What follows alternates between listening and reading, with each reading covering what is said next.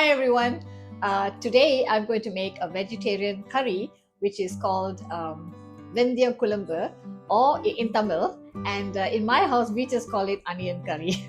Why? Because well, the way I was brought up, my mother used to make the Venthiyum Kulambu with this gravy, which is a sour and spicy gravy.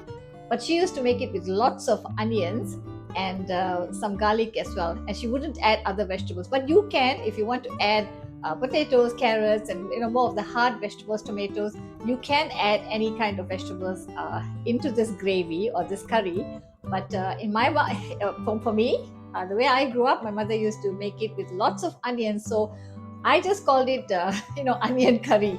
But it's actually essentially a Venthiyum Kulambu, and Venthiyum in Tamil is Venthiyum is in Tamil.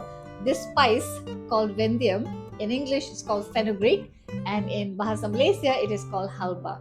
So let's look at the ingredients. So before I show you all the ingredients, the kind of onions that we're going to use are these. These are shallots. So they are the little onions like these. I think they're called shallots.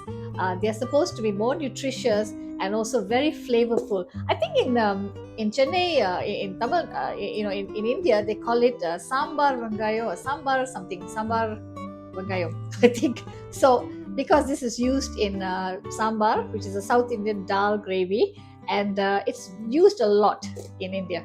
So, this and the way I keep it, guys, I keep it in I store it in spread out like this because I saw a YouTuber saying that this is the best way to keep these onions. Otherwise, they just start to sprout and dry up or something like that. So that's why I keep it this way nowadays. Digression. I only learned how to keep the shallots that way recently. So that's the batch of shallots that I bought kept that way. So previously, I used to just store it in a big pile like that, and hence, see these onions? They have all started to sprout and so on. So I've saved these onions. I'm still going to use them. See, they're all sprouting like this, and you see, like that.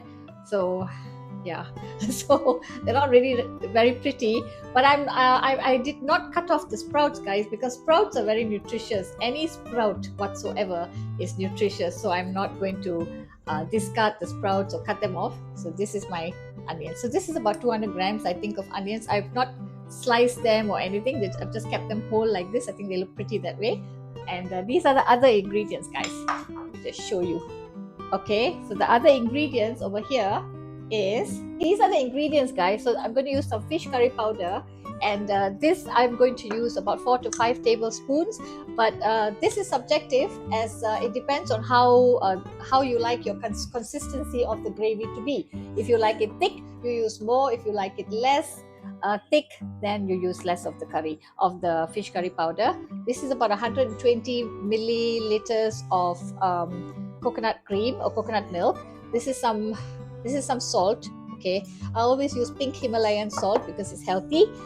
About a teaspoon of turmeric powder, and this I will probably use about 60 milliliters, of tamarind juice. This is how I keep it in the fridge. And then about 2 to 3 teaspoons of chili powder. It depends on how spicy you like it. A tiny bit of jaggery, guys. This is actually, this is jaggery. I like a little bit of sweetness in my onion curry. This is about 200 grams of 200 or 250 grams of shallots. This is about 10 cloves of garlic that I've sort of chopped up like this. I want them a little bit big because I want them to sort of be equal to the size of the onions. Half a green chili that I've sliced, and then the fenugreek seeds is about 1.5 teaspoons, and this is my mixed spices, guys. This one is, as usual, cumin seeds, split and cleaned urad dal, as well as mustard seeds, and then from my garden a sprig of curry leaves. So I think that's about it. Of course, we have some oil to add as well, and some water. Guys, into some hot oil goes the fenugreek seeds, and then also the mixed spice seeds. I'm going to just let that do its thing. You know what I mean by that, right? Basically just crackle and pop. Once that starts, I'll put in the onions and the garlic. Turned off the heat because it was really hot. Yeah, that's the garlic going in. Oh, sorry, the chili and oh, I forgot this one. This should have gone in earlier. My curry leaves and the onions.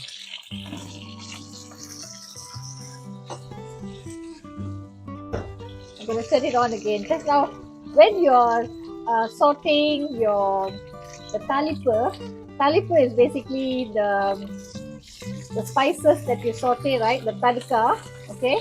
That's in Hindi. You have to put the heat has to be less. So now I've just turned up the heat. I'm just going to saute this onions and garlic till they get a little bit brown, okay? So now you can see that it's a little bit brown. Okay, so I'm going to add in some salt. About a teaspoon of salt. Pink Himalaya salt, guys, can be a little bit extra salty, so be careful. If you're using that, be careful. I'm using some organic turmeric powder, about a teaspoon and a half. Give that a bit of a stir. Now I'm going to add my fish curry powder. 1, 2, 3, and 4. Okay, maybe I'll just add 5. Okay, 5 tablespoons of fish curry powder. Oh yeah, the chili powder as well. Chili powder, I'm going to put 1 teaspoon and 2. Okay, that's it. Now you must be very careful that the heat doesn't burn the spices, especially spiced. See, the powders, they burn very quickly, so make sure you lower your heat. Just let it roast a little bit and then add water. Okay.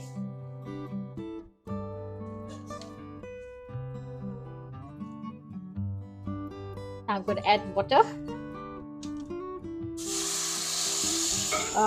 This is about 500 milliliters. Okay. We're going to add some coconut milk later, so we don't have to add too much of water. And remember, this is subjective because it depends on how thick you want the consistency of the curry to be. Now, basically, I think I'm going to add a little bit more water.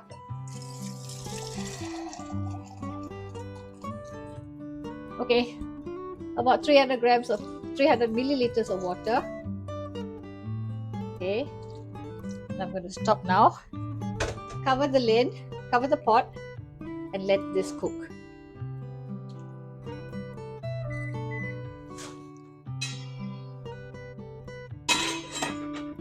Because it's a little thin for me, the consistency, let me show you how the consistency is. Okay, see, for me this is a little thin. Okay, so I'm going to add another tablespoon of fish curry powder, guys. Some people like it thin, they like their gravies thin. My mom actually likes her gravies a little thinner. She doesn't like thick gravies, but well, I think sometimes I like some gravies thick, sometimes I like them not so thick. It all depends. But my husband and my daughter definitely like the gravies thick. So let this thicken and see if we need to add a little bit more. So right now it's just nice. I think I need to add another one, guys. Okay. So altogether, this is 6 tablespoons of yeah, this is just nice. 6 tablespoons of fish curry powder.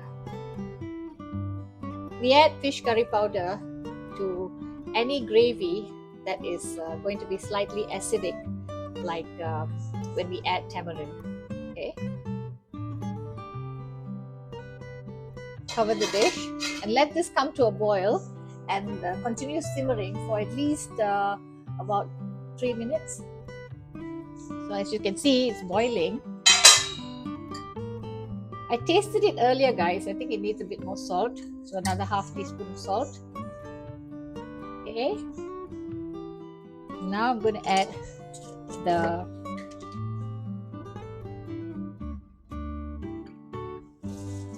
about 100 ml of tamarind juice. You can add a little bit of sugar now, guys. This is jaggery, just a teaspoon. Okay, jaggery is a basically unprocessed sugar. Okay, just a little bit. You don't have to add that if you don't want to. And now I'm going to add the coconut milk. Okay, and make sure the heat is not too high, because then the coconut milk will start to curdle. Let this simmer as well.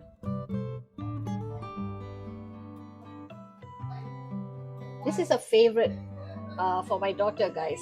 She loves this onion curry, as she calls it, and she's down for the holidays from her university.